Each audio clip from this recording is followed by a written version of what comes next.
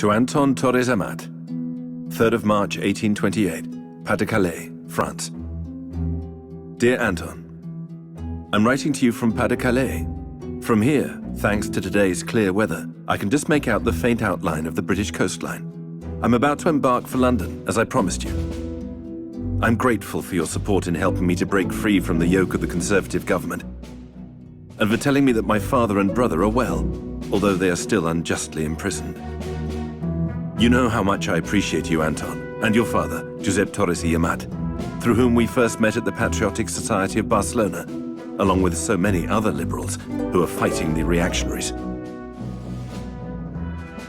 I hope to send you good news when I'm in London. Long live freedom. Your servant, Joan Villaragut. To Anton Torres Amat, 7th of March 1828, London, England. Dear Anton, I'm writing to you from London. I've been here for several weeks, and the city fascinates me every day. It's immense. It's the capital of the world. It has surpassed Paris, which seems to be resting on the laurels of the French Revolution. London, on the other hand, is flourishing. Large factories are dotted here and there along the Thames, with buildings as big as churches, full of looms that deafen the women and the few men working there. You know, the weather here is very bad. The sun hardly ever comes out, and when it is foggy, one cannot tell whether it is mist or smoke that is filling the air and clouding the view. But the greatest invention is the steam engine. It burns coal and produces a lot of smoke. Hundreds of chimneys reach into the skies above London, releasing streams of black smoke. Smog, they call it here.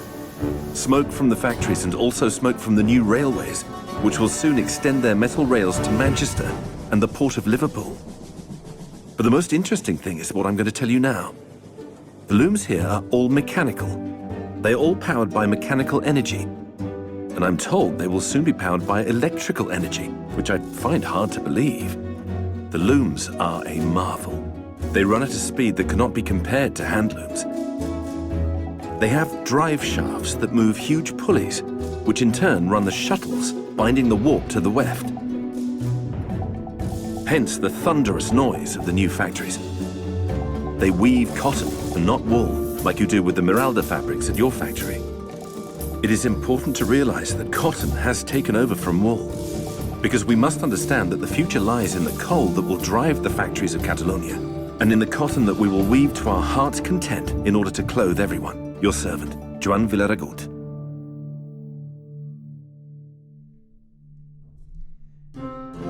Dear Anton, a miracle has just occurred. My good friend Josep Bonaplata, who is well known to you if I'm not mistaken, has met up with me in London. Inspired by the letters I have sent him, he's come to see firsthand what, as he says, will be the future of the new Catalonia. We've talked about establishing a partnership based on our friendship, and to promote together the factory you want to set up at your home, to be the first factory in Catalonia that is powered by mechanical looms, God willing, if we can bring our venture to fruition. To Anton Torres Amat, 14th of July 1828, Bilbao, Basque Country. Dear Anton, I'm writing to you from Bilbao, where Josep Bonaplata and myself have arrived safe and sound by the skin of our teeth. I have had the most shocking and unforgettable experience of my life. Worse than when I went to Mexico and joined the army. Worse than when I evaded capture by the Spanish police for being a liberal, and you took me in. I will explain. With the pounds you sent me, and which Josep Bonaplata has added to, we reached a deal with a mechanical loom builder. He would secretly sell us a whole loom with all the machinery. We were well aware that it is strictly forbidden to acquire that technology. And because of that, on the day I went to pick it up, I realized I was being followed. A man in a black cloak, his face covered with a dark scarf, was walking at a determined pace, occasionally showing a long-barreled pistol tucked into his trousers. Once we had loaded the loom onto a wagon covered by a sail, I whipped the horses and set them galloping. We nearly turned the wagon over as we swerved through the streets full of pedestrians until we reached the Thames docks. There, a Basque sailing boat was waiting for us. Small in length, but capable of setting sail quickly. We loaded the loom, which was dismantled very quickly, and the sailors and I jumped on deck. As we cast off the moorings, we could see the man, clearly agitated, approaching the quayside, making a great fuss. He was shouting that he was from Scotland Yard, but we didn't stop. The sails were driving us downstream fast enough so that no one dared to chase us. But our adventure was not over. It was a very bad decision to set off on that stormy, blustery day. Our sailboat headed for Cantabria, with a northerly wind that pushed us against waves that were getting bigger and bigger. At first, we seemed to be riding the waves, but once the grey light of day had faded, only the roar of the sea remained.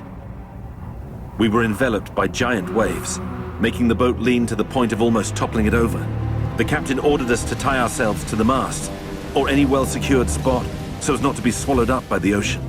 We depended on the captain, who stuck to the rudder trying to avoid or cut through the waves, and on a sturdy Basque sailor with dark, peeling skin, who was letting out the sails following the captain's orders.